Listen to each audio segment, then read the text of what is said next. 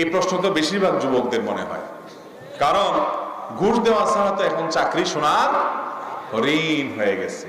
ভাইরা আমার, ঘুষ যে খায় সে সর্বাবস্থায় হারাম খায়। ঘুষ খাওয়া সর্বাবস্থায় কি, কিন্তু ঘুষ দেওয়াটা কোন কোন ক্ষেত্রে জায়েজ। কোন ক্ষেত্রে জায়েজ? আমার ন্যায্য অধিকার, ঘুষ না দিলে আমি বঞ্চিত হচ্ছি, এটা ছাড়া আমার উপায়ও নাই, এরকম নিরুপায় অবস্থায় যদি ঠেকায় পড়ে কেউ ঘুষ দিতে বাধ্য হয়, তাহলে সেক্ষেত্রে তার জন্য ঘুষ খাওয়া, ঘুষ দেওয়া কি আছে, জায়েজ আছে। নিরুপায় হিসাবে সে ঘুষ দেওয়াকে ঘৃণা করে, কিন্তু তাকে বাধ্য করছে, এটা ছাড়া তার উপায় নাই। যে ঘুষ ছাড়া আপনার কাজ হচ্ছেই না, তাহলে সেক্ষেত্রে আপনার জন্য ঘুষ দেওয়া, দিয়ে চাকরি নেওয়াটা জায়েজ আছে।